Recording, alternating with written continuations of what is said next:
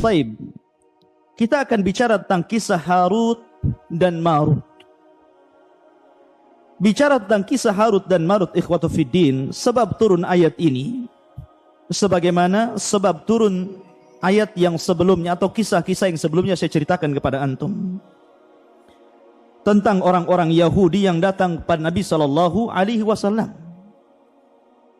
Orang-orang musyrik yang datang pada Yahudi untuk mementahkan ajaran Rasul. Maka mereka bertanya kepada Yahudi tentang kebenaran Rasul kita Muhammad SAW. Maka mereka mengatakan, katakan kepada orang yang mengaku nabi di daerahmu, kalau dia bisa menjawab dengan pertanyaan-pertanyaan ini, maka dia adalah seorang nabi. Kalau dia tidak bisa menjawab, maka dia nabi palsu. Lah salah satunya orang-orang Yahudi mengatakan kepada orang-orang musyrik, tanyakan kepada nabi palsumu itu tentang hakikat sihir. Orang-orang Yahudi ingin menyamakan ajaran Taurat dengan ajaran Quran. Artinya kalau dia bisa menjelaskan tentang hakikat sihir sesuai dengan apa yang ditulis dalam Taurat, maka dia seorang nabi. Tapi kalau dia tidak mampu menjelaskan hakikat sihir, maka dia bukan nabi. Artinya dia adalah yadda'i saja, mengaku-ngaku saja. Tanyakan tentang hakikat sihir. Maka ketika orang-orang musyrik mempertanyakan tentang hakikat sihir, turunlah ayat ini menjelaskan tentang hakikat sejarah sihir. Ini satu pendapat. Pendapat yang kedua, bahwa ketika Nabi SAW mengatakan bahwa Nabi Sulaiman atau anak daripada Nabi Daud alaihi salatu wassalam adalah seorang nabi, maka orang-orang Yahudi mengingkari bahwa Sulaiman itu seorang nabi. Mereka mengatakan Sulaiman itu sahir, seorang tukang sihir. Kenapa? Kalau dia bukan tukang sihir, kenapa dia bisa menundukkan semua makhluk yang ada di dunia? Berarti dia tukang sihir, bukan nabi. Maka kemudian Allah Subhanahu wa taala menjelaskan bahwa Sulaiman tidak pernah mengajarkan sihir dan Allah turunkan ayat ini. Ini dua versi tentang sebab turun ayat ini. Baik. Kita akan membacakan di sini, dan mereka mengikuti apa yang dibaca oleh setan-setan pada masa kerajaan Sulaiman. Sulaiman itu tidak kafir, tetapi setan-setan itulah yang kafir. Mereka mengajarkan sihir kepada manusia dan apa yang diturunkan kepada dua malaikat di negeri Babilonia, yakni Harut dan juga Marut. Padahal keduanya tidak mengajarkan sesuatu kepada seseorang sebelum mengatakan, sesungguhnya kami hanyalah cobaan bagimu. Sebab itu janganlah engkau kafir kepada Allah Subhanahu wa taala. Bicara tentang Harut dan Marut, ikhwatu fiddin, di sana ada kisah yang batil. Kalau antum baca atau klik di mbah Google gitu kan, tentang kisah Harut Marut, maka yang sampai kepada antum adalah kisah-kisah Israiliyah. Kisah-kisah yang ada sanad, tidak ada sanadnya sama sekali, maudhu. Ya, sayang, kisah ini sudah menyebar di masyarakat tentang kisah Harut dan Marut, sehingga menyesatkan banyak manusia tentang siapa Harut dan Marut. Kisah ini berawal, ikhwatu fiddin yang dimuliakan Allah Azza wa Jalla. Ketika para malaikat melihat manusia, malaikat merasa aneh gitu kan. Kenapa manusia ini selalu bermaksiat kepada Allah Azza wa Jalla? Sebagian mereka menyekutukan Allah Azza wa Jalla, sebagian mereka melakukan bid'ah, sebagian mereka melakukan maksiat, berzina, minum khamar, dan segala macam maksiat yang ditampakkan kepada Allah Azza wa Jalla. Maka kemudian Allah Subhanahu wa taala, kata Allah Subhanahu wa taala, karena manusia memiliki nafsu. Sebab kalau seandainya manusia tidak memiliki nafsu, mereka tidak akan maksiat. Maka malaikat menyanggah, kalau seandainya kami pun diberikan nafsu seperti mereka, kami tidak akan seperti mereka. Akhirnya kemudian Allah Subhanahu wa taala menantang di antara seluruh malaikat, syarikan kepadaku di antara sekian banyak malaikat 2 malaikat yang paling soleh di antara kalian. Akhirnya terpilihlah malaikat Harut dan Marut. Setelah terpilih malaikat Harut dan Marut ini, akhirnya Allah Subhanahu wa taala masukkan pada hati 2 malaikat ini syahwat, nafsu.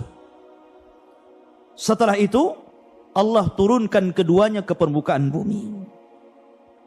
Setelah sampai di bumi, ikhwatu fiddin yang dimuliakan Allah Azza wa Jalla, kemudian Allah Subhanahu wa taala uji dengan wanita-wanita cantik. Pertama datanglah wanita yang cantik menggodanya. Dan subhanallah, ternyata apa yang diperkirakan malaikat bahwa ketika mereka memiliki syahwat mereka tidak seperti manusia, ternyata tidak. Justru mereka akhirnya jatuh cinta kepada wanita itu. Ya kan? Akhirnya kemudian Harut dan Marut pun karena digoda oleh wanita tersebut hampir melakukan perzinahan dengan wanita tadi. Tapi wanita itu tidak mau, akan tetapi memberikan syarat, kalau engkau ingin berzinah denganku, maka berbuatlah syirik kepada Allah Subhanahu wa taala. Disuruh menyekutukan Allah Azza wa Jalla. Akhirnya ketika mendengar syarat itu terlalu berat, maka Harut dan Marut menolak, nggak mungkin saya melakukan perbuatan yang sangat besar, melakukan kesyirikan kepada Allah Azza wa Jalla. Akhirnya tidak jadi berzina dengan wanita itu karena syaratnya terlalu berat. Kemudian setelah itu datang lagi wanita yang lain, yang lebih cantik lagi.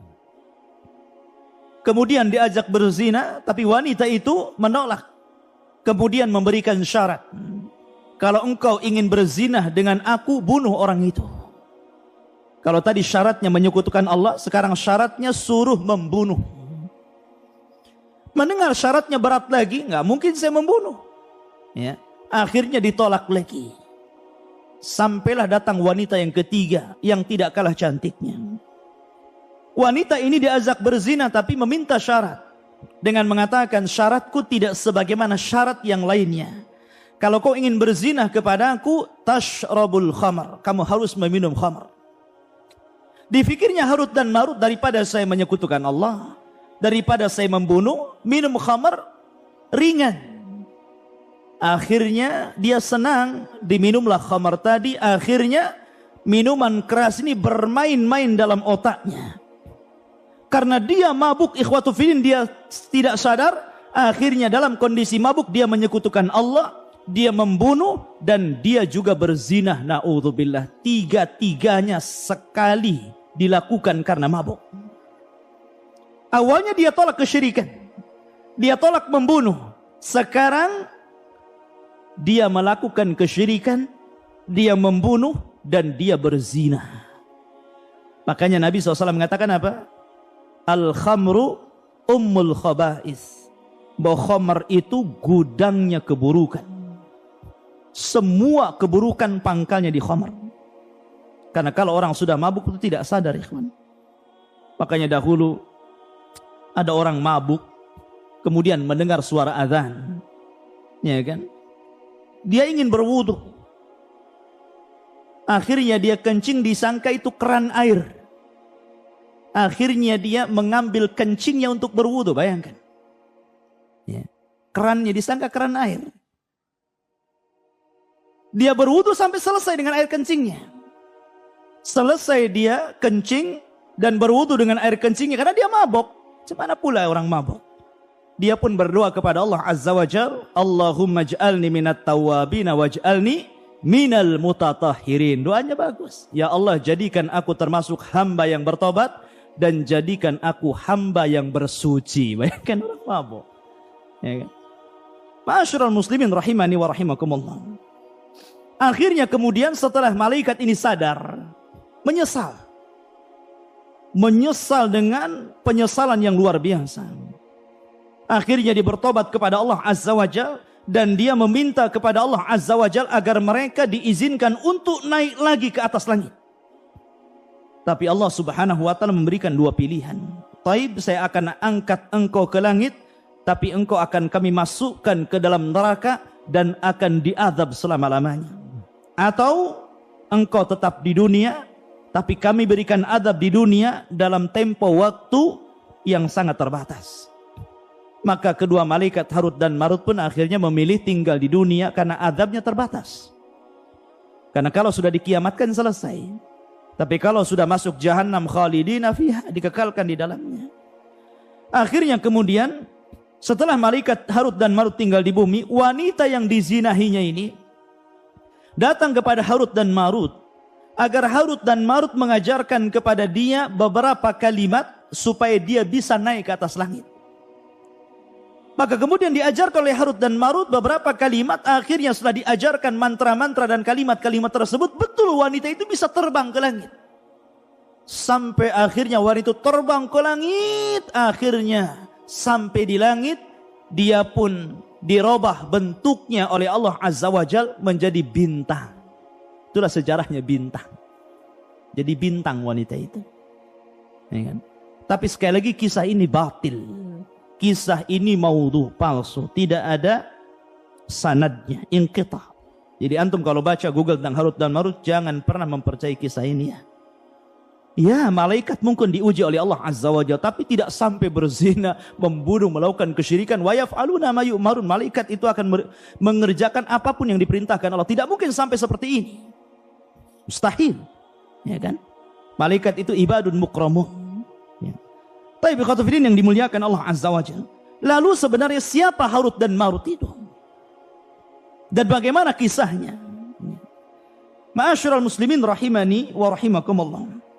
Kisah Harut dan Marut ini dimulai dari kisah Nabiullah Sulaiman alaihi salatu wassalam. Jadi sebelum Nabi Sulaiman alaihi salatu wassalam diutus menjadi nabi dan rasul, syayatin al-jin ini mereka senantiasa naik ke langit. Kita tahu bahwa Allah Subhanahu wa taala ketika mewahyukan wahyunya, maka yang pertama kali mendengar wahyunya adalah Jibril alaihi salatu wassalam. Jadi ketika Allah Subhanahu wa taala hendak menurunkan wahyu, maka suara wahyunya itu seperti rantai yang bersuara gemerincing yang seolah-olah dipukulkan di batu. Dan itu membuat seluruh malaikat langit pingsan. Maka yang pertama bangunlah Jibril alaihi salatu wassalam. Maka Allah Subhanahu wa taala mewahyukan kepada Jibril wahyu yang akan terjadi di permukaan bumi. Ini menunjukkan bahwa Jibril lah yang berhak mendapatkan wahyu. Sebab kalau seluruh malaikat mendengarnya, maka apa keistimewaan Jibril daripada seluruh malaikat? Tidak ada istimewanya. Maka hanya Jibril yang mendengar.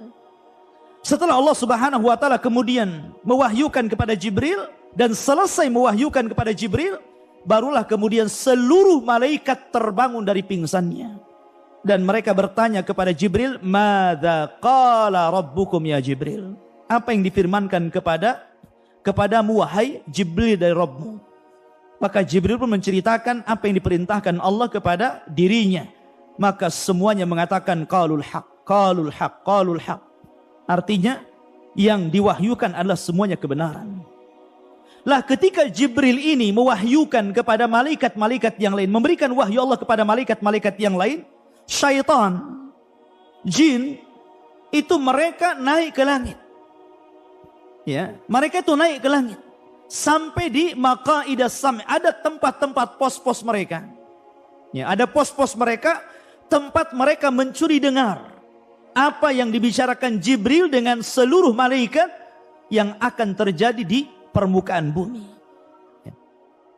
Dan ketika itu langit belum dijaga oleh bintang, artinya bintang belum difungsikan untuk melempar syaitan. Sehingga mereka leluasa mendengar wahyu. Setiap mereka mendengarkan wahyu satu kalimat, maka mereka akan memberikan informasi kepada jin yang di bawahnya, jin yang di bawahnya, jin yang di bawahnya. Terkadang mungkin bisa 100 jin, 1000 jin, ya. Tapi yang benar ini jin pertama saja. Jadi jin yang mendengar ini saja yang benar. Ketika disampaikan ke yang kedua, yang ketiga ini sudah ditambahi kedustaan. Kemudian yang kedua, yang ketiga ditambah lagi dusta, ditambah lagi dusta, ditambah lagi dusta. Maka 99% kedustaan, 1% saja yang benar. Jadi kalau seandainya jin itu naik sampai 1000 jin, ya, bertingkat-tingkat sampai ke atas, berarti satu yang benar 999 itu dusta. Atau kalau mungkin 100 berarti satu yang benar 99 dusta. Itu yang sampai ke jin yang paling bawah. Makanya kenapa para dukun itu sebenarnya kadzabun, para pendusta. Karena lebih banyak dustanya daripada benarnya. Maka sampai jin yang bawah, maka mereka akan mencari para kuhan, mencari para dukun paranormal, untuk memberikan kepada mereka kabar tentang gaib menurut manusia. Kemudian mereka akan barter informasi, di mana jin akan memberikan informasi kepada dukun, dan dukun akan memberikan kekufurannya kepada jin, penyembahannya kepada jin. Mereka berbisnis dalam kekufuran, ya kan? Akhirnya ketika Nabiullah Sulaiman alaihi salatu wassalam, Allah angkat menjadi nabi dan rasul. Ingat ikhwan, dari seluruh keturunan Yakub atau Bani Israel, Yakub itu Israel, maka seluruh keturunannya adalah Bani Israel. Yakub itu memiliki 12 anak, 12 putra, salah satunya Yusuf dan Binyamin. Lah dari 12 putra Yakub inilah kemudian lahir keturunan-keturunan Yakub yang disebut dengan Bani Israel. Lah Bani Israel ini terbagi menjadi dua. Ada yang Allah karuniakan dari keturunannya para nabi dan rasul, dan ada yang Allah karuniakan dari keturunannya menjadi para penguasa dan raja. Ya. Lah ada dua nabi yang Allah gabungkan antara nubuwah dan juga kerajaan. Siapa? Pertama Nabi Daud alaihi salatu wasalam. Allah gabungkan, bukan hanya sebagai nabi, tapi dia juga sebagai raja. Padahal sebelumnya kalau raja-raja saja, kalau nabi, nabi saja. Ya. Tapi Daud Allah gabungkan dua kenikmatan, nabi dan juga raja. Kemudian setelah Daud meninggal dunia, warisan ini diberikan kepada ibnu Daud, Sulaiman alaihi salatu wassalam. Allah gabungkan juga dua kekuasaan ini, jadi nabi dan juga jadi raja. Bahkan dia raja dari seluruh para raja di zamannya. Makanya sering saya katakan bahwa di dunia ini yang pernah berkuasa, menguasai dunia secara jumlah hanya ada 4. Yang 2 mukmin dan 2 kafir. Yang satu Nabi Sulaiman, dia menguasai dunia, dia mukmin. Kemudian yang kedua Dzulqarnain, dia menguasai dunia dan dia mukmin. Kemudian yang 2 kafir, pertama Raja Namrud, yang ketiga, yang keempat Bukhtun Nasr, yang telah menyerbu negeri Palestina dan memperbudak bangsa Yahudi. Ada yang mengatakan ikhwatu fiddin yang dimuliakan Allah Azza wa Jalla, jadi ketika Sulaiman ini Allah berikan mukjizat bahwa dia diberikan seluruh kekuasaan yang ada di alam semesta, maksud di alam bumi ini, dia bisa menaklukkan seluruh binatang, dia bisa menaklukkan manusia dan juga jin, semua tunduk kepada Sulaiman. Makanya dia berdoa kepada Allah, Rabbi habli, ya Allah berikan kepadaku mulkun la yambagi ahadun ba'di, begitu. Ya. Jadi ya Allah berikan kepadaku satu kerajaan yang kerajaan ini tidak bisa dimiliki siapapun setelahku. Karena dia bisa menguasai semuanya. Ya kan? Dia bisa menguasai manusia, dia bisa menguasai jin, dan dia bisa menguasai seluruh hewan-hewan. Bayangkan, Anda bisa bayang pasukan Sulaiman ini. Ya kan? Dia memiliki pasukan yang sangat kuat. Karena jin takluk kepada Sulaiman. Lah ketika itu ikhwatu fiddin yang dimuliakan Allah Azza wa Jalla, Sulaiman ini punya katib, tukang catat. Ya kan? Setiap dan tukang catatnya Sulaiman, sekretarisnya Sulaiman ini menulis segala sesuatu yang diperintahkan Sulaiman, yang dirahasiakan Sulaiman, baik tentang nama-nama Allah yang azam, baik tentang rahasia jin, baik tentang rahasia binatang ataupun manusia. Dan yang tahu hanya Sulaiman dan tukang catatnya ini. Setelah Sulaiman alaihi salatu wassalam, Allah takdirkan mendekati kematiannya. Maka kemudian Sulaiman akhirnya menyimpan catatan sekretarisnya itu di bawah singgasananya. di sebuah kotak dan diletakkan di bawah kursinya. Dan ketika itu Sulaiman alaihi salatu wassalam sempat mengatakan kepada seluruh jin dan manusia, man iqtaraba fi hadas sunduk minal jin sayastarih. Barang siapa yang mendekati kotak yang berisi tulisan-tulisan yang berharga ini, kalau dia dari kalangan jin, maka dia terbakar. Ya kan? Akan tetapi man iqtaraba minal insi bi kalimatin yaz'am fiha anna ahadan ghairallah ya ya'riful ghaiba fasa'aqtuluhu. Tapi barang siapa yang kemudian didekati oleh manusia, kemudian setelah dia membaca di antara kalimat-kalimat yang tercatat itu, kemudian dia mengaku mengetahui yang gaib, maka saya akan bunuh dia. Akhirnya tidak ada yang mendekati dari kalangan jin ataupun manusia akan kotak itu. Maka ketika Sulaiman meninggal dunia dan tidak ada yang tahu meninggalnya, bagaimana tidak, ikhwatu fiddin? Tidak ada yang tahu, bahkan jin tidak tahu Sulaiman mati. Sulaiman hanya duduk di singgasananya, kemudian rayap memakan singgasananya, kemudian setelah rapuh roboh, barulah mereka tahu Sulaiman meninggal.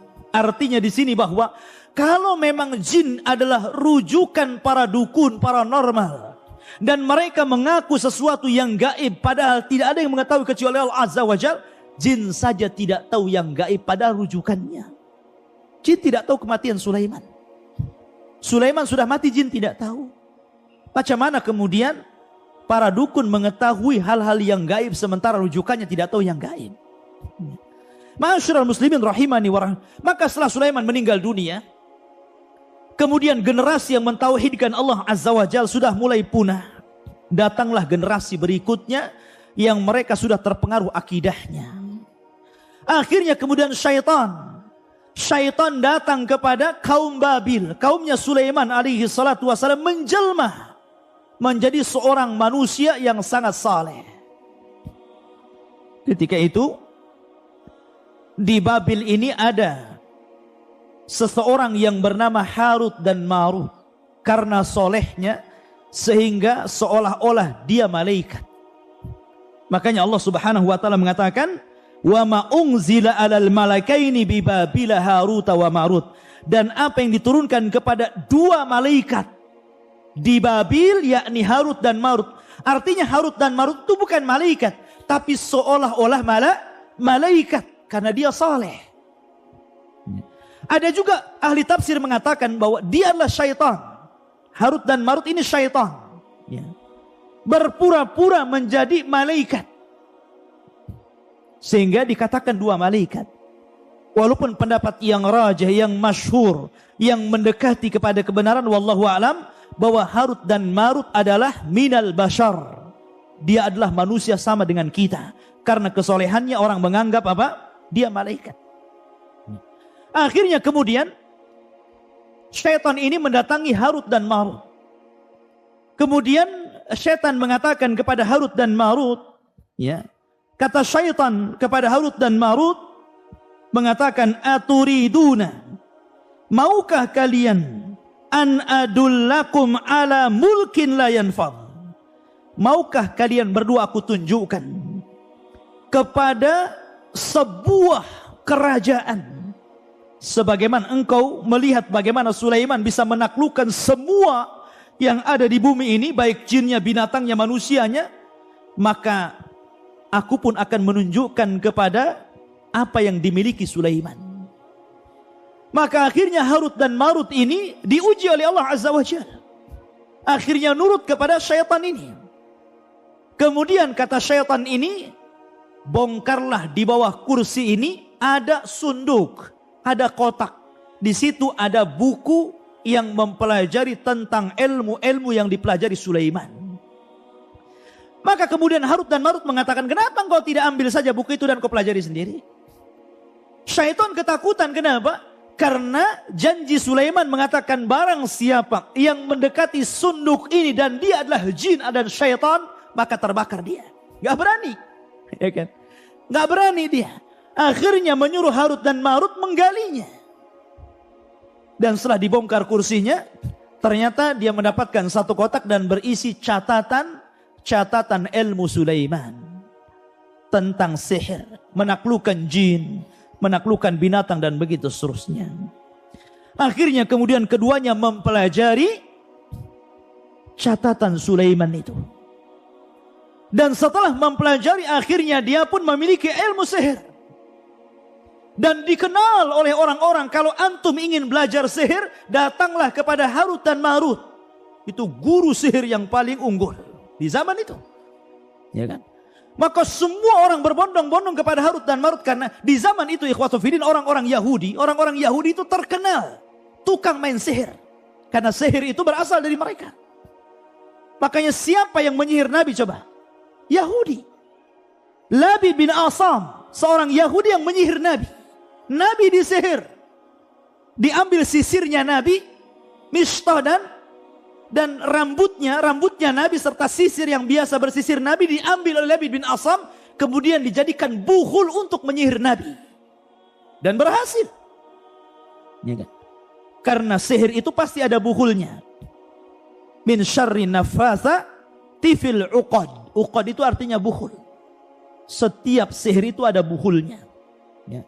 Maka kemudian dan buhul itu biasanya diambil dari orang yang akan disihir. Entah pakaiannya, entah mungkin rambutnya, entah kukunya. Pokoknya dari badan tukang sihir yang akan disihir tadi. Maka akhirnya kemudian diambillah rambut dan sisir Nabi SAW. Kemudian dimantra-mantrai oleh Labid bin Asam Yahudi ini. Kemudian diletakkan dalam sumur. Bayangkan, buhulnya diletakkan dalam sumur. Akhirnya Nabi terkena sihir. Sehingga dia terhayalkan dia sudah menggauli istrinya, padahal tidak. Seolah-olah dia telah menggauli istrinya, padahal enggak menggaulinya. Tapi ikhwatu fiddin, akidah ahli sunnah bahwa karena ada orang yang berusaha melemahkan hadis ini. Hadis ini berusaha dilemahkan. Ya kan? Oleh sebagian orang-orang yang tidak suka dengan sunnah. Mereka mengatakan tidak mungkin Rasul kena sihir. Bukankah Rasul maksum? Bukankah Rasul terjaga? Ikhwan. Ya. Tidak ada kaitan Rasul kena sihir dengan kemaksuman Rasul. Tidak ada kaitannya. Justru sebenarnya ini menguatkan bahwa Nabi kita Muhammad sallallahu alaihi wasallam itu abduhu wa rasuluhu. Dia adalah hamba. Makan seperti kita, minum seperti kita, tidur seperti kita, dan terkena sihir seperti kita terkena sihir. Ya. Tidak ada kaitan antara maksum dengan sihir. Karena Allah Subhanahu wa taala berfirman, "Ya ayyuhar rusul, balligh ma unzila ilaika, fa illam taf'al fama ballaghta risalatah, wallahu ya'simuka minan nar." Wallahu ya'simuka minan nar. Allah yang memberikan kemaksuman kamu di hadapan manusia. Tidak ada kaitan antara maksum dengan kena sihir. Ya. Dan ini justru memperkuat bahwa Rasul kita manusia, bukan malaikat yang tidak bisa terkena sihir. Ya. Ma'asyiral muslimin rahimani wa rahimakumullah. Maka Jibril kemudian turun kepada Rasul sallallahu alaihi wasallam atau malaikat yang lainnya, kemudian meruqyah Rasul sallallahu alaihi wasallam. Akhirnya turunlah surat yang dikenal dengan Mu'awwidhatain. Qul a'udzu birabbin nas dan qul a'udzu birabbil falak. Dengan kedua ayat ini malaikat meruqyah Rasul. Akhirnya ketahuan buhulnya di sumur tadi. Siapa yang menyihir Rasul? Yahudi.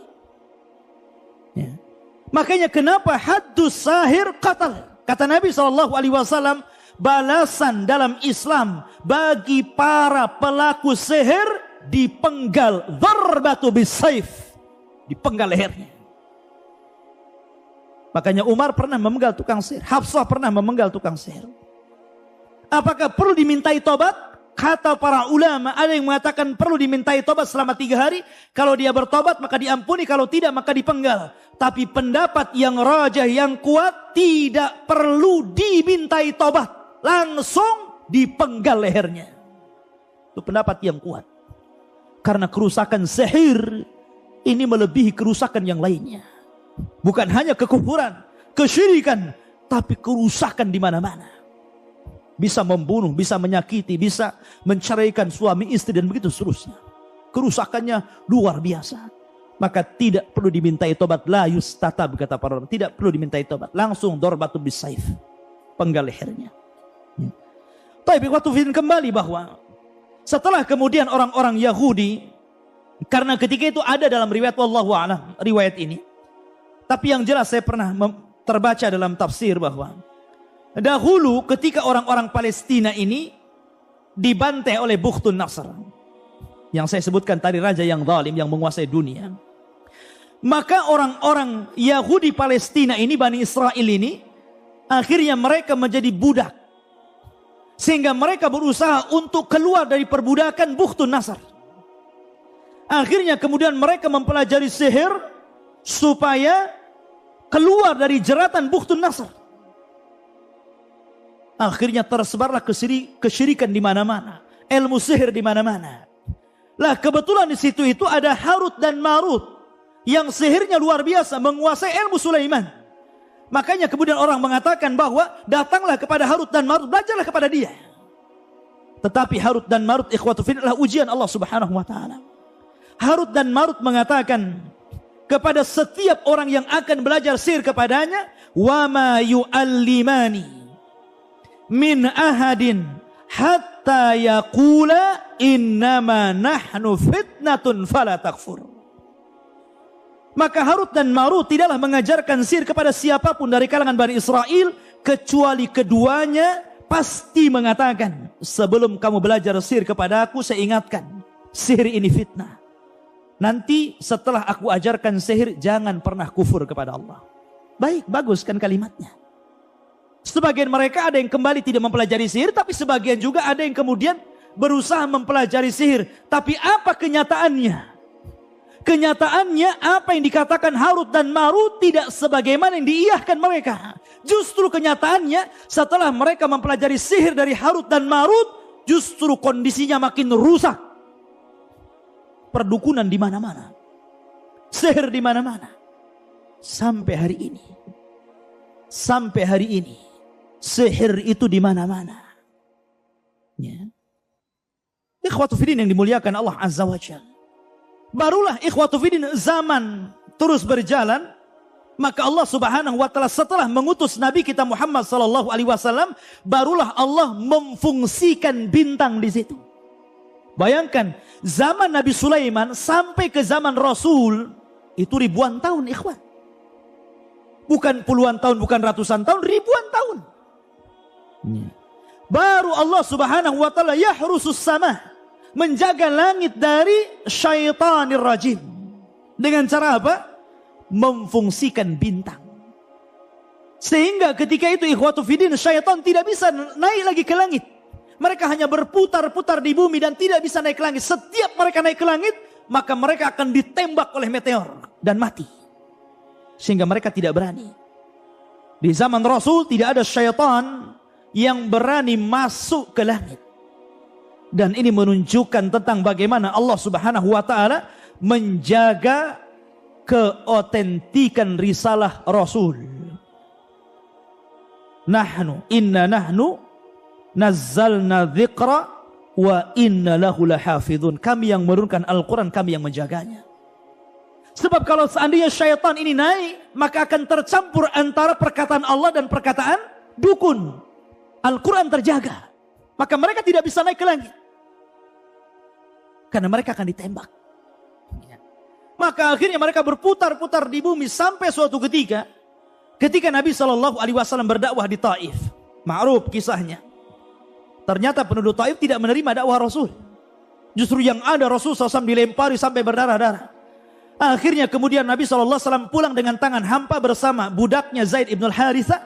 Kemudian singgah di satu tempat. Maka Nabi SAW sholat dan membaca Al-Quran. Ada yang mengatakan setelah surat Al-Fatihah beliau membaca surat Ar-Rahman. Ada yang mengatakan surat yang lainnya. Akhirnya tiba-tiba Ja'a nafarun minal jin. Datang sekelompok dari jin. Ada yang mengatakan jin ini dari Yaman. Ya kan? Jin dari Yaman melintas ketika Nabi SAW sedang membaca Al-Quran. Dan ini disebutkan dalam surat jin. Ya. Dalam surat jin disebutkan ketika jin nafarun minal jinni ada sekelompok jin yang mendengarkan bacaan Al-Quran, maka mereka mengatakan fa'aman nabi, kami beriman dengan Al-Quran. Dan kata para ulama tafsir bahwa jin yang pertama beriman kepada Rasul adalah jinnya orang-orang Yaman. Subhanallah ikhwan. Yaman ini memang luar biasa. Termasuk juga jullus sahabah. Sahabat-sahabat yang mulia yang membantu Nabi SAW semuanya dari Yaman. Kecuali orang-orang muhajirin. Yang membantu Rasul dengan tenaga mereka. Dengan harta mereka. Dengan jiwa mereka. Sampai Islam tersebar. Itu salah satunya adalah apa? Adalah perjuangan orang-orang Yaman. Karena orang-orang Ansar itu semua dari Yaman. Dari kabilah Khazraj dan kabilah Aus. Baik manusianya, baik jinnya, maka mereka adalah generasi pertama yang beriman kepada Nabi SAW. Makanya Rasul memuji Yaman. Ya kan? Al-barakatu yamaniyah wal ilmu yamani. Berkah itu ada di Yaman, ilmu itu ada di Yaman. Dan begitu seterusnya. Tapi fitnah juga di Yaman. Karena tanda-tanda kiamat ketika 3 negara berperang. 1 Yaman, 2 Irak, 3 Syam. Dan sekarang 3-tiganya telah berperang. Tanda-tanda kiamat ikhwan. Ya kan? Apakah jin-jin yang pertama beriman kepada Nabi SAW? Mereka adalah sahabat-sahabat Rasul. Sebagian ulama tafsir mengatakan ya mereka sahabat Rasul. Mereka adalah sahabat Rasul. Mereka sama kedudukannya seperti Abu Bakar, Umar, Utsman, Ali. Kenapa? Karena ta'rif sahabat Rasul apa? Kata Ibnu Hajar. Dan ini definisi yang paling mendekati kebenaran. Sahabat adalah man laqiyan nabiyya sallallahu alaihi wasallam. Pertama berjumpa dengan Rasul. Tidak mesti melihat Rasul tapi berjumpa. Karena kalau melihat orang yang buta tidak jadi sahabat. Yang penting berjumpa dengan Rasul. Yang kedua, beriman dengan Rasul. Bukan hanya berjumpa, tapi beriman. Karena banyak yang berjumpa tidak beriman, bukan sahabat. Abu Jahal juga berjumpa, tapi tidak beriman. Tapi sahabat, tidak disebut sahabat. Tidak ada sahabat Rasul Abu Jahal. Abu Lahab. Ya. Kemudian, wa mata 'alal Islam. Yang ketiga, mati di atas Islam. Karena banyak juga sahabat yang murtad. Yang murtad tidak Islam. Artinya tidak jadi sahabat. Walau takhallalatir riddah. Dan yang keempat, kalau dia kemudian sempat murtad, kemudian masuk ke dalam Islam, perkataan yang rajih para ulama, dia digolongkan sahabat walaupun sempat murtad, tapi masuk lagi ke dalam Islam. Sebagaimana ada beberapa sahabat yang murtad kemudian di zaman Abu Bakar masuk lagi ke dalam Islam. Mereka sahabat Rasul. Maka jin-jin yang beriman di zaman Rasul, mereka adalah sahabat Rasul. Mereka berjumpa dengan Rasul, mereka beriman dengan Rasul, mereka mati di atas agama Rasul, maka mereka sahabat Rasul dari kalangan jin tentunya. Ya. Ma'asyiral muslimin rahimani wa rahimakumullah. Kembali bahwa setelah itu maka jin banyak yang beriman kepada Allah Azza wa Jalla ketika mendengar suara Al-Quran, maka mereka kemudian kembali kepada kaumnya dan mendakwahkan Islam. Dari sini kita tahu bahwa Rasulnya kalangan jin adalah manusia. Tidak ada Nabi dan Rasul dari kalangan jin. Jin itu mengikut syariat manusia. Rasul mereka sama dengan Rasul kita, Nabi mereka sama dengan Nabi kita Muhammad sallallahu alaihi wasallam. Ma'asyiral muslimin, kemudian Allah Subhanahu wa taala mengatakan, "Fayata'allamuna minhuma ma yufarriquna bihi bainal mar'i wa zawjihi." Maka kemudian orang-orang Bani Israel, orang-orang Yahudi itu mempelajari dari keduanya Harut dan Marut apa yang bisa memisahkan antara suami dan istri. Perlu catatan ikhwan. Sihir dahulu dengan sihir sekarang itu ada kemiripan. Sihir yang banyak di masyarakat kita dan juga di masyarakat dahulu sebelum Islam itu berkisar di antara 2 sihir. Yang pertama as-sarfu dan yang kedua al-atfu. Itu yang banyak sihir. Pertama as-sarfu, yakni memalingkan suami istri suruh bercerai. Terkadang ada suami yang kena sihir melihat istrinya tidak suka, malas untuk melakukan hubungan dengan istri padahal hubungan itu syar'i. Ya kan? Malas untuk mendekati istrinya atau mungkin sebaliknya, akhirnya ujung-ujungnya cerai. Atau yang kedua al-atfu, sebaliknya. Ya. Sebaliknya menanamkan kecintaan kepada keduanya. Atau menanamkan kecintaan kepada wanita orang.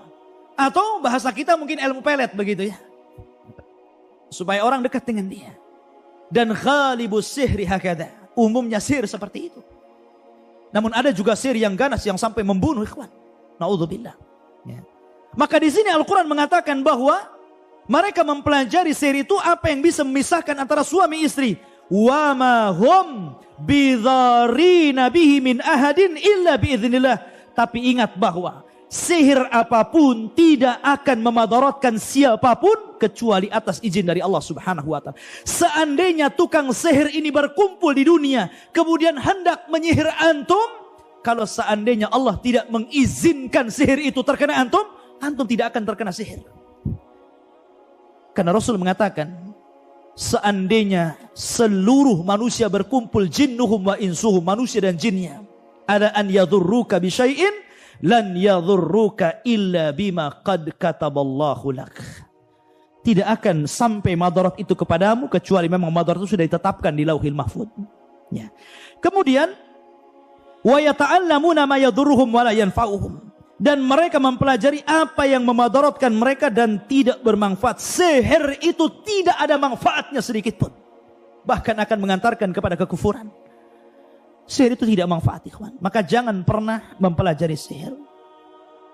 Jangan pernah. Ya. Mencoba-coba baca antum ke pasar. Ini ada bagus. Ada buku mujarabat. Ya kan?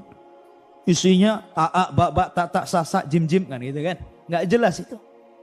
Ya. Macam-macam. Jangan pernah membaca. Karena terkadang bahasa-bahasa yang dijungkir balikan dalam raja-raja itu. Mantra-mantra yang isinya meminta pertolongan kepada jin. Atau mungkin nama-nama jin itu sendiri. Jangan pernah dibaca. Bakar. Ya kan? Kemudian. Walaqad alimu laman ishtarahu ma lahu fil akhirati min khalaq. Wala bi'sa ma syarabihi anfusahum. Lau kanu ya'lamun.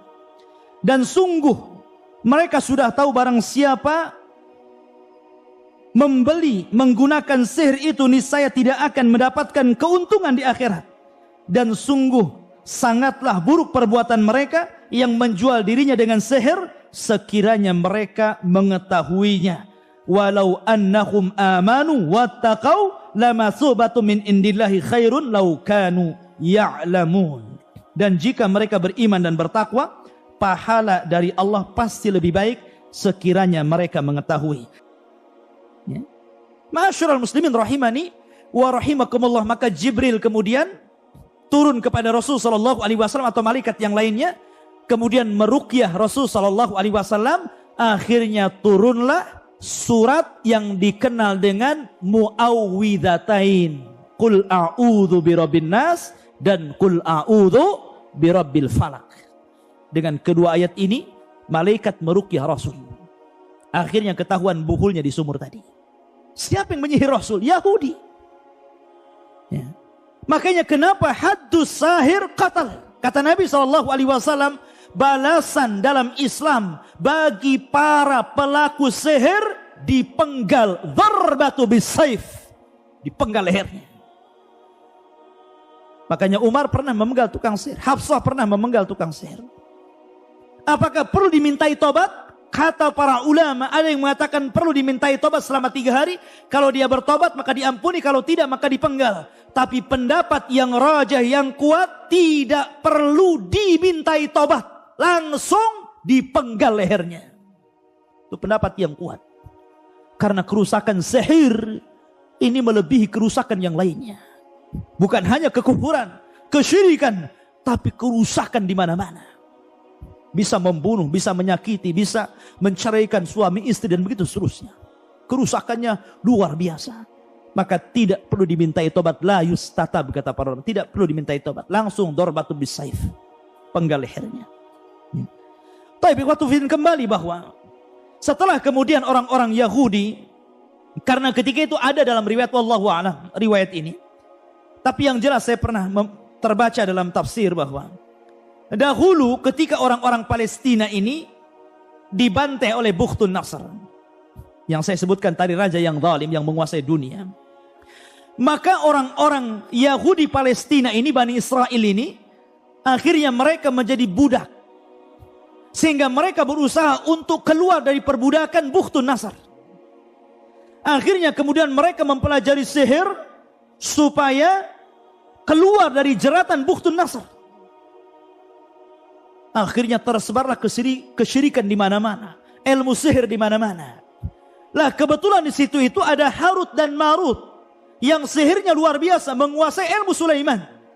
Makanya kemudian orang mengatakan bahwa datanglah kepada Harut dan Marut, belajarlah kepada dia. Tetapi Harut dan Marut ikhwatu fillah adalah ujian Allah Subhanahu wa taala. Harut dan Marut mengatakan kepada setiap orang yang akan belajar sihir kepadanya, wa ma yu'allimani min ahadin hatta yaqula innama nahnu fitnatun fala takfur. Maka Harut dan Marut tidaklah mengajarkan sihir kepada siapapun dari kalangan Bani Israel, kecuali keduanya pasti mengatakan, sebelum kamu belajar sihir kepada aku, saya ingatkan, sihir ini fitnah. Nanti setelah aku ajarkan sihir, jangan pernah kufur kepada Allah. Baik, bagus kan kalimatnya. Sebagian mereka ada yang kembali tidak mempelajari sihir, tapi sebagian juga ada yang kemudian berusaha mempelajari sihir. Tapi apa kenyataannya? Kenyataannya apa yang dikatakan Harut dan Marut tidak sebagaimana yang diiyahkan mereka. Justru kenyataannya setelah mereka mempelajari sihir dari Harut dan Marut, justru kondisinya makin rusak. Perdukunan di mana-mana, sihir di mana-mana. Sampai hari ini. Sampai hari ini sihir itu di mana-mana. Ya. Ikhwatu fillah yang dimuliakan Allah Azza wa Jalla. Barulah ikhwatu fillah zaman terus berjalan, maka Allah Subhanahu wa taala setelah mengutus Nabi kita Muhammad sallallahu alaihi wasallam, barulah Allah memfungsikan bintang di situ. Bayangkan zaman Nabi Sulaiman sampai ke zaman Rasul itu ribuan tahun, ikhwan. Bukan puluhan tahun, bukan ratusan tahun, ribuan tahun. Baru Allah Subhanahu wa taala yahrusus sama, menjaga langit dari syaitanir rajim. Dengan cara apa? Memfungsikan bintang. Sehingga ketika itu ikhwatu fiddin, syaitan tidak bisa naik lagi ke langit. Mereka hanya berputar-putar di bumi dan tidak bisa naik ke langit. Setiap mereka naik ke langit, maka mereka akan ditembak oleh meteor dan mati. Sehingga mereka tidak berani. Di zaman Rasul tidak ada syaitan yang berani masuk ke langit. Dan ini menunjukkan tentang bagaimana Allah Subhanahu wa taala menjaga keotentikan risalah Rasul. Inna nahnu nazzalna dzikra wa inna lahu lahafizun. Kami yang menurunkan Al-Quran, kami yang menjaganya. Sebab kalau seandainya syaitan ini naik, maka akan tercampur antara perkataan Allah dan perkataan dukun. Al-Quran terjaga, maka mereka tidak bisa naik ke langit, karena mereka akan ditembak. Maka akhirnya mereka berputar-putar di bumi sampai suatu ketika Nabi SAW berdakwah di Taif. Ma'ruf kisahnya. Ternyata penduduk Taif tidak menerima dakwah Rasul. Justru yang ada Rasul SAW dilempari sampai berdarah-darah. Akhirnya kemudian Nabi SAW pulang dengan tangan hampa bersama budaknya Zaid ibn al-Harithah. Kemudian singgah di satu tempat. Maka Nabi SAW sholat dan membaca Al-Quran. Ada yang mengatakan setelah surat Al-Fatihah beliau membaca surat Ar-Rahman. Ada yang mengatakan surat yang lainnya. Akhirnya tiba-tiba Ja'a nafarun minal jin. Datang sekelompok dari jin. Ada yang mengatakan jin ini dari Yaman. Ya kan? Jin dari Yaman melintas ketika Nabi SAW sedang membaca Al-Quran. Dan ini disebutkan dalam surat jin. Ya.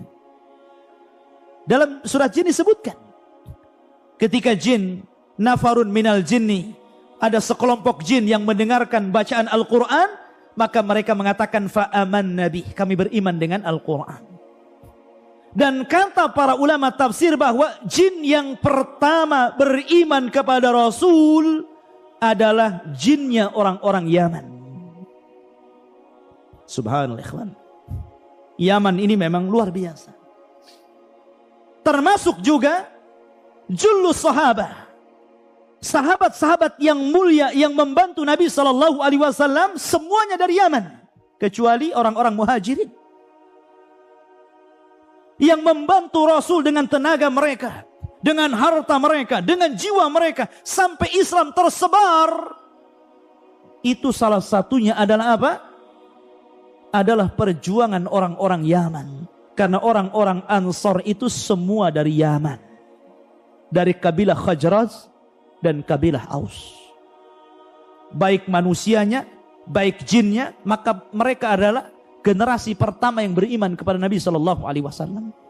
Makanya Rasul memuji Yaman, ya kan? Al-barakatu yamaniyah wal ilmu yamani. Berkah itu ada di Yaman, ilmu itu ada di Yaman, dan begitu seterusnya. Tapi fitnah juga di Yaman. Karena tanda-tanda kiamat ketika 3 negara berperang. 1 Yaman, 2 Irak, 3 Syam. Dan sekarang 3-tiganya telah berperang. Tanda-tanda kiamat, ikhwan. Ya kan? Apakah jin-jin yang pertama beriman kepada Nabi SAW mereka adalah sahabat-sahabat Rasul? Sebagian ulama tafsir mengatakan ya mereka sahabat Rasul. Mereka adalah sahabat Rasul. Mereka sama kedudukannya seperti Abu Bakar, Umar, Utsman, Ali. Kenapa? Karena ta'rif sahabat Rasul apa? Kata Ibnu Hajar. Dan ini definisi yang paling mendekati kebenaran. Sahabat adalah man laqiyan nabiyya sallallahu alaihi wasallam. Pertama berjumpa dengan Rasul. Tidak mesti melihat Rasul, tapi berjumpa. Karena kalau melihat, orang yang buta tidak jadi sahabat. Yang penting berjumpa dengan Rasul. Yang kedua, beriman dengan Rasul. Bukan hanya berjumpa, tapi beriman. Karena banyak yang berjumpa tidak beriman, bukan sahabat. Abu Jahal juga berjumpa, tapi tidak beriman. Tapi sahabat, tidak disebut sahabat. Tidak ada sahabat Rasul Abu Jahal. Abu Lahab. Ya. Kemudian, wa mata 'alal Islam. Yang ketiga, mati di atas Islam. Karena banyak juga sahabat yang murtad. Yang murtad tidak Islam. Artinya tidak jadi sahabat. Walau takhallalatir riddah. Dan yang keempat, kalau dia kemudian sempat murtad, kemudian masuk ke dalam Islam, perkataan yang rajih para ulama, dia digolongkan sahabat walaupun sempat murtad, tapi masuk lagi ke dalam Islam. Sebagaimana ada beberapa sahabat yang murtad kemudian di zaman Abu Bakar masuk lagi ke dalam Islam. Mereka sahabat Rasul.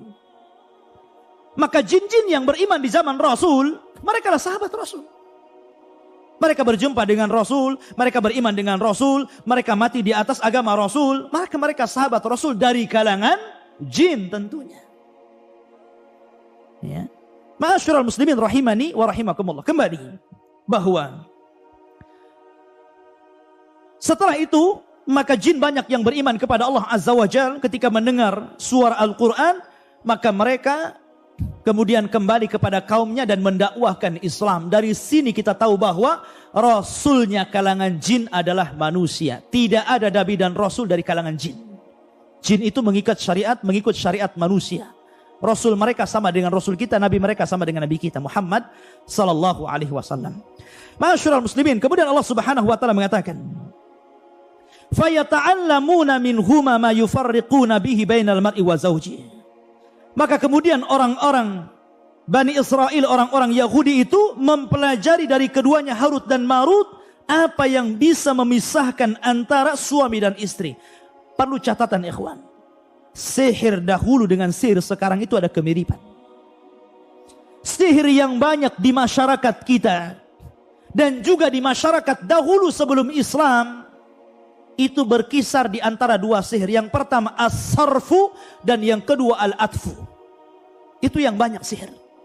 Pertama as-sarfu, yakni memalingkan suami istri suruh bercerai. Terkadang ada suami yang kena sihir melihat istrinya tidak suka, malas untuk melakukan hubungan dengan istri padahal hubungan itu syar'i, ya kan? Malas untuk mendekati istrinya, atau mungkin sebaliknya, akhirnya ujung-ujungnya cerai. Atau yang kedua al-atfu, sebaliknya, ya. Sebaliknya menanamkan kecintaan kepada keduanya, atau menanamkan kecintaan kepada wanita orang, atau bahasa kita mungkin ilmu pelet begitu ya, supaya orang dekat dengan dia. Dan ghalibus sihri hakada, umumnya sihir seperti itu. Namun ada juga sihir yang ganas yang sampai membunuh ikhwan. Naudzubillah. Ya. Maka di sini Al-Quran mengatakan bahwa Mereka mempelajari sihir itu apa yang bisa memisahkan antara suami istri. Wa ma hum bidharina bihi min ahadin illa biiznillah. Tapi ingat bahwa sihir apapun tidak akan memadaratkan siapapun kecuali atas izin dari Allah Subhanahu wa taala. Seandainya tukang sihir ini berkumpul di dunia kemudian hendak menyihir antum, kalau seandainya Allah tidak mengizinkan sihir itu terkena antum, antum tidak akan terkena sihir.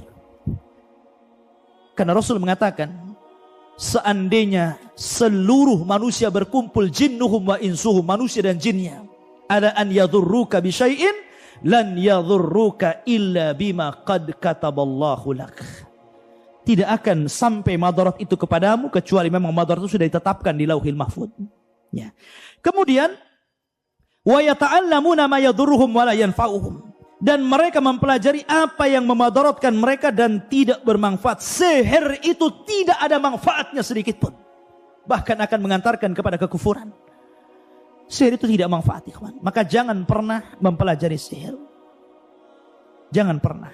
Ya. Mencoba-coba baca antum ke pasar. Ini ada bagus, ada buku mujarabat. Ya kan? Isinya a ba tak sasa jim kan gitu kan. Nggak jelas itu. Ya. Macam-macam, jangan pernah membaca. Karena terkadang bahasa-bahasa yang dijungkir balikan dalam raja-raja itu, mantra-mantra yang isinya meminta pertolongan kepada jin, atau mungkin nama-nama jin itu sendiri. Jangan pernah dibaca. Bakar. Ya kan? Kemudian, walaqad alimu laman ishtarahu ma lahu fil akhirati min khalaq, wala bi'sa ma syaraw bihi anfusahum law kanu ya'lamun. Dan sungguh mereka sudah tahu barang siapa membeli, menggunakan sihir itu niscaya tidak akan mendapatkan keuntungan di akhirat. Dan sungguh sangatlah buruk perbuatan mereka yang menjual dirinya dengan sihir sekiranya mereka mengetahuinya. Walau annahum amanu wattaqau lamatsubatun min indillahi khairun law kanu ya'lamun. Dan jika mereka beriman dan bertakwa, pahala dari Allah pasti lebih baik sekiranya mereka mengetahui. Ya. Ma'asyiral muslimin rahimani wa rahimakumullah, maka Jibril kemudian turun kepada Rasul sallallahu alaihi wasallam atau malaikat yang lainnya, kemudian meruqyah Rasul sallallahu alaihi wasallam. Akhirnya turunlah surat yang dikenal dengan Muawwidzatain, Qul a'udzu birabbin nas dan Qul a'udzu birabbil falaq. Dengan kedua ayat ini, malaikat meruqyah Rasul. Akhirnya ketahuan buhulnya di sumur tadi. Siapa yang menyihir Rasul? Yahudi. Ya. Makanya kenapa haddus sahir qatal? Kata Nabi SAW, balasan dalam Islam bagi para pelaku sihir dipenggal, dharbatu bisayf, dipenggal lehernya. Makanya Umar pernah memenggal tukang sihir, Hafsah pernah memenggal tukang sihir. Apakah perlu dimintai tobat? Kata para ulama, ada yang mengatakan perlu dimintai tobat selama 3 hari. Kalau dia bertobat maka diampuni, kalau tidak maka dipenggal. Tapi pendapat yang rajah, yang kuat, tidak perlu dimintai tobat, langsung dipenggal lehernya.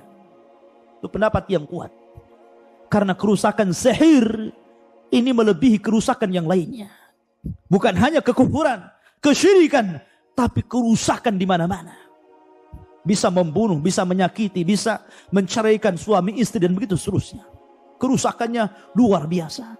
Maka tidak perlu dimintai tobat. La yustatab, kata para ulama. Tidak perlu dimintai tobat. Langsung dorbatu bisayf, penggal lehernya. Tapi waktu film kembali bahwa setelah kemudian orang-orang Yahudi, karena ketika itu ada dalam riwayat wallahu a'lam riwayat ini. Tapi yang jelas saya pernah terbaca dalam tafsir bahwa dahulu ketika orang-orang Palestina ini dibantai oleh Bukhtun Nasr, yang saya sebutkan tadi, raja yang zalim yang menguasai dunia, maka orang-orang Yahudi Palestina ini, Bani Israel ini, akhirnya mereka menjadi budak. Sehingga mereka berusaha untuk keluar dari perbudakan Bukhtun Nasr. Akhirnya kemudian mereka mempelajari sihir supaya keluar dari jeratan Bukhtun Nasr. Akhirnya tersebarlah kesyirikan di mana-mana, ilmu sihir di mana-mana. Lah kebetulan di situ itu ada Harut dan Marut, yang sihirnya luar biasa, menguasai ilmu Sulaiman. Makanya kemudian orang mengatakan bahwa datanglah kepada Harut dan Marut, belajarlah kepada dia. Tetapi Harut dan Marut, ikhwatu fillah, adalah ujian Allah Subhanahu wa taala.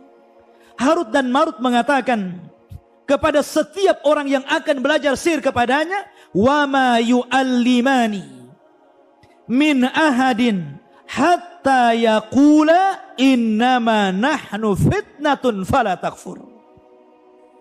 Maka Harut dan Marut tidaklah mengajarkan sihir kepada siapapun dari kalangan Bani Israel, kecuali keduanya pasti mengatakan, sebelum kamu belajar sihir kepada aku, saya ingatkan, sihir ini fitnah. Nanti setelah aku ajarkan sihir, jangan pernah kufur kepada Allah. Baik, bagus kan kalimatnya. Sebagian mereka ada yang kembali tidak mempelajari sihir, tapi sebagian juga ada yang kemudian berusaha mempelajari sihir. Tapi apa kenyataannya? Kenyataannya apa yang dikatakan Harut dan Marut tidak sebagaimana yang diiyahkan mereka. Justru kenyataannya setelah mereka mempelajari sihir dari Harut dan Marut, justru kondisinya makin rusak. Perdukunan di mana-mana, sihir di mana-mana. Sampai hari ini, sihir itu di mana-mana. Ya. Ikhwatu fiddin yang dimuliakan Allah Azza wa Jalla. Barulah ikhwatu fiddin zaman terus berjalan, maka Allah Subhanahu wa taala setelah mengutus Nabi kita Muhammad sallallahu alaihi wasallam, barulah Allah memfungsikan bintang di situ. Bayangkan, zaman Nabi Sulaiman sampai ke zaman Rasul itu ribuan tahun, ikhwan. Bukan puluhan tahun, bukan ratusan tahun, ribuan tahun. Baru Allah Subhanahu wa taala yahrusus sama, menjaga langit dari syaitanir rajim. Dengan cara apa? Memfungsikan bintang. Sehingga ketika itu ikhwatu fiddin, syaitan tidak bisa naik lagi ke langit. Mereka hanya berputar-putar di bumi dan tidak bisa naik ke langit. Setiap mereka naik ke langit, maka mereka akan ditembak oleh meteor dan mati. Sehingga mereka tidak berani. Di zaman Rasul tidak ada syaitan yang berani masuk ke langit. Dan ini menunjukkan tentang bagaimana Allah Subhanahu wa taala menjaga keotentikan risalah Rasul. Inna nahnu nazzalna dzikra wa inna lahu lahafizun. Kami yang menurunkan Al-Quran, kami yang menjaganya. Sebab kalau seandainya syaitan ini naik, maka akan tercampur antara perkataan Allah dan perkataan dukun. Al-Quran terjaga, maka mereka tidak bisa naik ke langit, karena mereka akan ditembak. Maka akhirnya mereka berputar-putar di bumi sampai suatu ketika Nabi SAW berdakwah di Taif. Ma'ruf kisahnya. Ternyata penduduk Taif tidak menerima dakwah Rasul. Justru yang ada Rasul SAW dilempari sampai berdarah-darah. Akhirnya kemudian Nabi SAW pulang dengan tangan hampa bersama budaknya Zaid ibn al-Harithah. Kemudian singgah di satu tempat. Maka Nabi SAW sholat dan membaca Al-Quran. Ada yang mengatakan setelah surat Al-Fatihah beliau membaca surat Ar-Rahman. Ada yang mengatakan surat yang lainnya. Akhirnya tiba-tiba ja'a nafarun minal jin. Datang sekelompok dari jin. Ada yang mengatakan jin ini dari Yaman. Ya kan? Jin dari Yaman melintas ketika Nabi SAW sedang membaca Al-Quran. Dan ini disebutkan dalam surat jin. Ya. Dalam surat jin disebutkan. Ketika jin, nafarun minal jinni, ada sekelompok jin yang mendengarkan bacaan Al-Quran. Maka mereka mengatakan fa'aman nabi, kami beriman dengan Al-Quran. Dan kata para ulama tafsir bahwa jin yang pertama beriman kepada Rasul adalah jinnya orang-orang Yaman. Subhanallah ikhwan. Yaman ini memang luar biasa. Termasuk juga jullus sahabah. Sahabat-sahabat yang mulia yang membantu Nabi SAW semuanya dari Yaman. Kecuali orang-orang muhajirin. Yang membantu Rasul dengan tenaga mereka, dengan harta mereka, dengan jiwa mereka, sampai Islam tersebar. Itu salah satunya adalah apa? Adalah perjuangan orang-orang Yaman. Karena orang-orang Ansor itu semua dari Yaman. Dari kabilah Khajraj dan kabilah Aus. baik manusianya, baik jinnya, maka mereka adalah generasi pertama yang beriman kepada Nabi Shallallahu Alaihi Wasallam. Makanya Rasul memuji Yaman, ya kan? Al barakatu yamaniyah wal ilmu yamani. Berkah itu ada di Yaman, ilmu itu ada di Yaman, dan begitu seterusnya. Tapi fitnah juga di Yaman. Karena tanda-tanda kiamat ketika 3 negara berperang. 1 Yaman, 2 Irak, 3 Syam. Dan sekarang 3-tiganya telah berperang. Tanda-tanda kiamat, ikhwan. Ya kan? Apakah jin-jin yang pertama beriman kepada Nabi SAW? Mereka adalah sahabat-sahabat Rasul. Sebagian ulama tafsir mengatakan, ya mereka sahabat Rasul. Mereka adalah sahabat Rasul. Mereka sama kedudukannya seperti Abu Bakar, Umar, Utsman, Ali. Kenapa? Karena ta'rif sahabat Rasul, apa? Kata Ibnu Hajar. Dan ini definisi yang paling mendekati kebenaran. Sahabat adalah man laqiyan Nabiyya sallallahu alaihi wasallam. Pertama berjumpa dengan Rasul. Tidak mesti melihat Rasul, tapi berjumpa. Karena kalau melihat, orang yang buta tidak jadi sahabat. Yang penting berjumpa dengan Rasul. Yang kedua, beriman dengan Rasul. Bukan hanya berjumpa, tapi beriman. Karena banyak yang berjumpa tidak beriman, bukan sahabat. Abu Jahal juga berjumpa, tapi tidak beriman. Tapi sahabat, tidak disebut sahabat. Tidak ada sahabat Rasul Abu Jahal. Abu Lahab. Ya. Kemudian, wa mata 'alal Islam. Yang ketiga, mati di atas Islam. Karena banyak juga sahabat yang murtad. Yang murtad tidak Islam. Artinya tidak jadi sahabat. Walau takhallalatir riddah. Dan yang keempat, kalau dia kemudian sempat murtad, kemudian masuk ke dalam Islam, perkataan yang rajih para ulama, dia digolongkan sahabat walaupun sempat murtad, tapi masuk lagi ke dalam Islam. Sebagaimana ada beberapa sahabat yang murtad kemudian di zaman Abu Bakar masuk lagi ke dalam Islam. Mereka sahabat Rasul. Maka jin-jin yang beriman di zaman Rasul, mereka adalah sahabat Rasul. Mereka berjumpa dengan Rasul, mereka beriman dengan Rasul, mereka mati di atas agama Rasul, maka mereka sahabat Rasul dari kalangan jin tentunya. Ya. Ma'asyiral muslimin rahimani wa rahimakumullah. Kembali bahwa setelah itu maka jin banyak yang beriman kepada Allah Azza wa Jalla ketika mendengar suara Al-Quran, maka mereka kemudian kembali kepada kaumnya dan mendakwahkan Islam. Dari sini kita tahu bahwa Rasulnya kalangan jin adalah manusia. Tidak ada Nabi dan Rasul dari kalangan jin. Jin itu mengikut syariat manusia. Rasul mereka sama dengan Rasul kita, Nabi mereka sama dengan Nabi kita Muhammad sallallahu alaihi wasallam. Ma'asyiral muslimin, kemudian Allah Subhanahu wa taala mengatakan, "Fayata'allamuna minhuma ma yufarriquna bihi bainal mar'i wa zawjihi." Maka kemudian orang-orang Bani Israel, orang-orang Yahudi itu mempelajari dari keduanya Harut dan Marut apa yang bisa memisahkan antara suami dan istri. Perlu catatan ikhwan. Sihir dahulu dengan sihir sekarang itu ada kemiripan. Sihir yang banyak di masyarakat kita dan juga di masyarakat dahulu sebelum Islam itu berkisar di antara dua sihir. Yang pertama as-sarfu dan yang kedua al-atfu. Itu yang banyak sihir. Pertama as-sarfu, yakni memalingkan suami istri suruh bercerai. Terkadang ada suami yang kena sihir melihat istrinya tidak suka, malas untuk melakukan hubungan dengan istri padahal hubungan itu syar'i, ya kan? Malas untuk mendekati istrinya, atau mungkin sebaliknya, akhirnya ujung-ujungnya cerai. Atau yang kedua al-atfu, sebaliknya, ya. Sebaliknya menanamkan kecintaan kepada keduanya. Atau menanamkan kecintaan kepada wanita orang. Atau bahasa kita mungkin ilmu pelet begitu ya. Supaya orang dekat dengan dia. Dan ghalibus sihri hakadha. Umumnya sihir seperti itu. Namun ada juga sihir yang ganas yang sampai membunuh ikhwan. Na'udzubillah. Ya. Maka di sini Al-Quran mengatakan bahwa mereka mempelajari sihir itu apa yang bisa memisahkan antara suami istri. Wa ma hum bidharina bihi min ahadin illa biiznillah. Tapi ingat bahwa sihir apapun tidak akan memadaratkan siapapun kecuali atas izin dari Allah Subhanahu wa taala. Seandainya tukang sihir ini berkumpul di dunia kemudian hendak menyihir antum, kalau seandainya Allah tidak mengizinkan sihir itu terkena antum, antum tidak akan terkena sihir.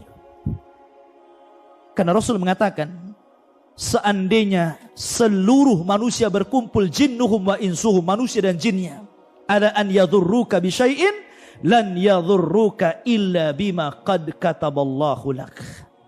Tidak akan sampai madarat itu kepadamu kecuali memang madarat itu sudah ditetapkan di Lauhil Mahfuz. Ya. Kemudian wa yata'allamuna ma yadhurruhum wa la yanfa'uhum, dan mereka mempelajari apa yang memadaratkan mereka dan tidak bermanfaat. Sihir itu tidak ada manfaatnya sedikit pun, bahkan akan mengantarkan kepada kekufuran. Sihir itu tidak manfaat, ikhwan. Maka jangan pernah mempelajari sihir. Jangan pernah, ya. Mencoba-coba baca antum ke pasar, ini ada bagus, ada buku mujarabat, ya kan? Isinya a ba ta sa jim kan gitu kan? Nggak jelas itu. Ya. Macam-macam, jangan pernah membaca, karena terkadang bahasa-bahasa yang dijungkir balikan dalam raja-raja itu mantra-mantra yang isinya meminta pertolongan kepada jin atau mungkin nama-nama jin itu sendiri. Jangan pernah dibaca, bakar, ya kan? Kemudian walaqad alimu laman ishtarahu ma lahu fil akhirati min khalaq wala bi'sa ma syara bihi anfusahum law kanu ya'lamun. Dan sungguh mereka sudah tahu barang siapa membeli menggunakan sihir itu niscaya tidak akan mendapatkan keuntungan di akhirat. Dan sungguh sangatlah buruk perbuatan mereka yang menjual dirinya dengan sihir sekiranya mereka mengetahuinya. Walau annahum amanu wattaqau lamasubatu min indillahi khairun law kanu ya'lamun. Dan jika mereka beriman dan bertakwa, pahala dari Allah pasti lebih baik sekiranya mereka mengetahui. Subhanakallah bihamdika, asyhadu an la ilaha illa anta astaghfiruka wa atubu ilaik. Allahu ta'ala alam. Assalamualaikum warahmatullahi wabarakatuh.